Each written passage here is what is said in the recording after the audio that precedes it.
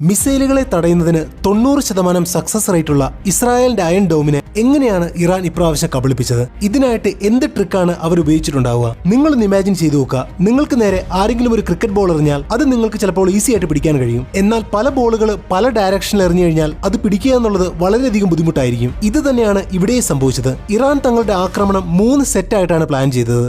ആദ്യത്തെ സെറ്റിൽ ഇസ്രായേലിലെ tell അവീവിലേക്കും ഹൈഫയിലേക്കുമൊക്കെ Iran അയച്ചത് വളരെ വില കുറഞ്ഞ ഡ്രോണുകളും തീരെ സ്പീഡില്ലാത്ത മിസൈലുകളുമായിരുന്നു. കയ്യിലുള്ള സകല ഇന്റർസെപ്റ്റർ മിസൈലുകളും ഉപയോഗിച്ച് എതിരെ വന്ന മുഴുവൻ ത്രെറ്റുകളെയും ഇല്ലാതാക്കാൻ വേണ്ടിയിട്ട് അയൺ ഡോം ട്രൈ ചെയ്തു. എന്നാൽ രണ്ടാമത്തെ സെറ്റിലാകട്ടെ കൂടുതൽ ശക്തിയുള്ള ക്രൂയിസ് മിസൈലുകളെയാണ് ഇറാൻ അയച്ചത്. അപ്പോഴേക്കും അയൺ ഡോം തളർന്നു തുടങ്ങിയിരുന്നു. ഇനി അവസാനത്തെ സെറ്റിലാണ് ഏറ്റവും അധികം ശക്തിയുള്ള ബാലിസ്റ്റിക് മിസൈലുകൾ ഇറാൻ അയച്ചത്. അപ്പോഴേക്കും അവയെ പ്രതിരോധിക്കാൻ അയൺ ഡോമിന്റെ കയ്യിൽ ഇന്റർസെപ്റ്റർ മിസൈലുകൾ ഇല്ലാതായിപ്പോയി. അങ്ങനെയാണ് ഇസ്രായേലിന്റെ പേരുകേട്ട അയൺ ഡോമിനെ വെട്ടിച്ച് ഇറാൻ മിസൈലുകൾ ഉള്ളിലെത്തിയത്. ഇനി ഇസ്രായേലിന്റെ തിരിച്ചടി അതിലും ഭീകരമായിരിക്കുമോ? നിങ്ങളുടെ അഭിപ്രായങ്ങൾ കമന്റ് ചെയ്യാൻ മറക്കണ്ട.